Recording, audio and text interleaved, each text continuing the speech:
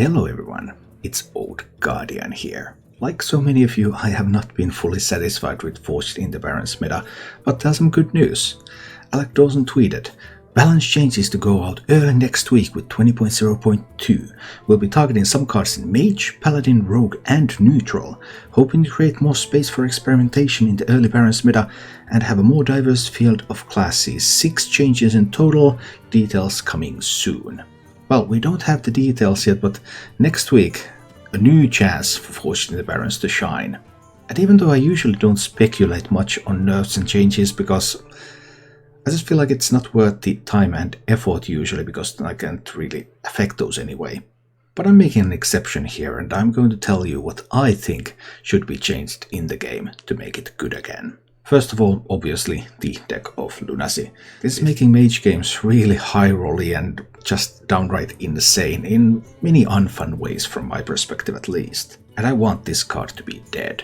And if its cost was increased to say 4 mana, it would pretty much be dead. You wouldn't be able to get it out as quickly, and then once you play it, it costs more mana, it's more difficult to use. So control decks have time to get their removal online, aggro decks have time to just kill the mage. I think that would be good for the game.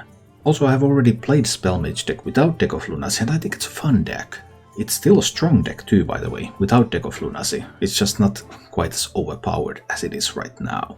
And it's also much more predictable, much less random. Then Paladin. Paladin is a tough one. Paladin has been so strong for such a long period of time, but Sword of the Fallen, according to all statistics, it's just way overboard. It's incredible mulligan win rate, incredible drawn win rate. It's just too strong. Getting 3 draws from your deck, playing those cards at the same time. So many things. And it's going to be hard to fix Sword of the Fallen, because I think Sword of the Fallen needs 2 things to be fixed. It needs to be more expensive, so it doesn't come out as early, and it needs to have less durability, so it doesn't tutor for as many secrets. So I would change Sword of the Fallen into a 3-mana 2/2 to accomplish this dual effect of weakening this, what is undoubtedly one of the most powerful Hearthstone cards ever released. As for Rogue, the current Chandy Sparrow, it's just too strong.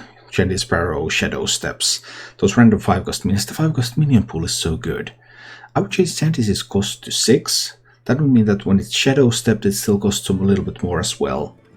So it comes out slower, and it's more expensive after a Shadow Step. And I think that dual effect would make it maybe still a playable card, but a little bit weaker. And a card that would target both Paladin and Rogue, and maybe even some other classes, Pinflinger. I really think Pinflinger should be changed.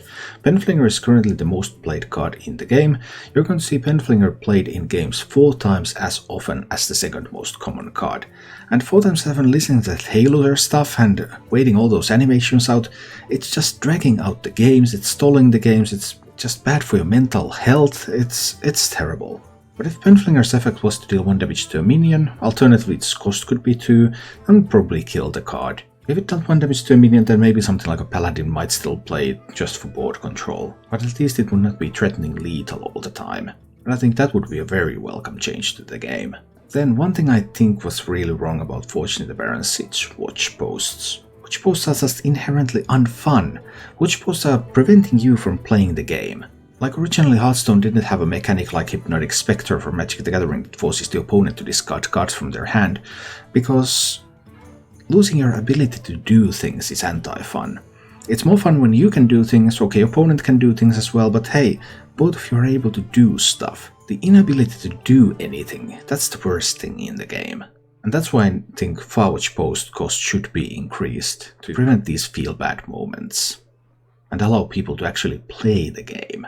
And the same reasoning applies to the Motion Watch post, which is even more of a problem in Arena than in Constructed, but still, let people play the game. Don't make these oppressive cards that limit your opponent's ability to actually play so good.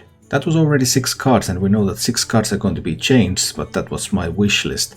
However, I think Paladin is too strong, and Paladin would still need another nerf in order to be brought down in line. And I think the best Paladin nerf that you could do in addition to Sword would be the Elder Attendant. Elder Attendant is one of the best performing cards in the game, just a sticky body that's then ready for your buffs. Nerfing Elder Attendant to 1/2 stats would make it more difficult for Paladin to gain the board immediately at the start of the game, and therefore make the class a little bit more vulnerable. I know we're only getting 6, but if I could wish for 7, then I think these 7 changes would be perfect. We'll see what the actual nerfs will end up being, and I might make a comparison video comparing what I wished for and what we're getting once Blizzard releases the details. Either way, hopefully next week the game will be more playable again. Thank you for watching. If you enjoyed the show, please click the like button and subscribe to my channel for more.